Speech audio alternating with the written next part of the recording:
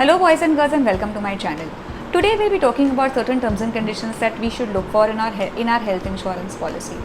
With cases of COVID-19 increasing rapidly, it is time that we go and reassess our insurance policy and see that all our terms and conditions are ironed out so that our claim can be hassle-free at the time of hospitalization. So let's get started.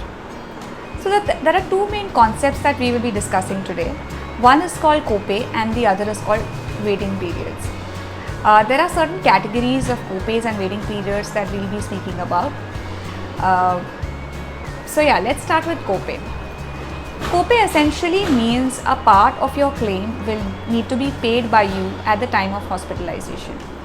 Why does this happen? This happens either because the company has mandated that a certain percentage of the claim for people beyond a certain age will need to be paid by the proposer, or because the proposer at the time of purchase of the policy has agreed to pay a certain percentage of the claim every time in order to reduce the premium at the time of purchase. So these are the two main types of copay. One is age-related copay, which is when an insured member beyond a particular age undergoes hospitalization.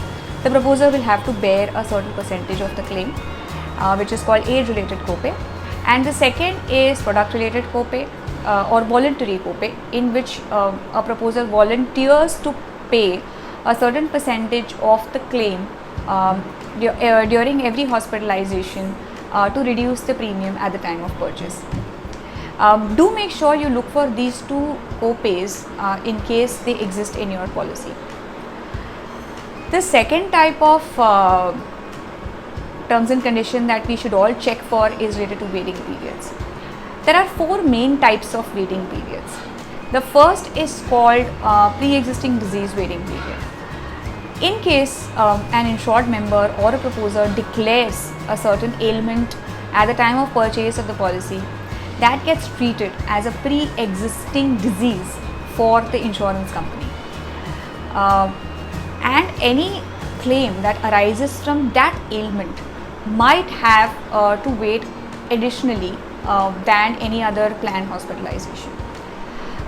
For example, if a certain insured member suffers from asthma and that is mentioned in the policy document, then any asthmatic claims would need to wait slightly longer than all normal claims in case of hospitalization. This is only an example and is only applicable to certain insurance companies. So do make sure you speak to your advisor or you check your insurance document to make sure if your company has this clause.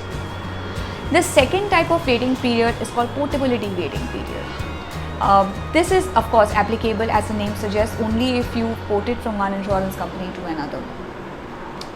The third type of waiting period is called specific illness waiting period. Specific illness waiting period essentially means that there are certain ailments for which the company mandates that all policy holders of that particular product line will have to wait a certain time period. For example, certain products have mandated that all cataract related surgeries will have to wait a minimum of 24 to 36 months. So this is called a specific illness waiting period. The fourth and the last type of waiting period is called a product waiting period, which means that all planned surgeries or hospitalization will have to wait a certain time period irrespective of pre-existing disease or portability or specific illness. So do make sure you check for product related waiting periods as well. Let me elaborate a little bit about portability waiting period here. Portability waiting period essentially, like I said, talks about is only relevant if you've ported your policy from one insurance company to another, and let me explain this with an example. If the earlier insurance company had a 4-year waiting period and the new insurance company you have a 6-year waiting period, then you will additionally have to serve 2 years in the new insurance company. It's as simple as that. Do make sure you ask do make sure you read your insurance documents very carefully to look for this portability waiting period. So these were the terms and conditions that I wanted to talk about today. In case you want to know more about any of these concepts, do make sure you write in the comments section. To get more content about health insurance and personal finance, do make sure you subscribe to the channel. Do share with your friends and family if you find this relevant. Thank you so much, guys, and have a great day.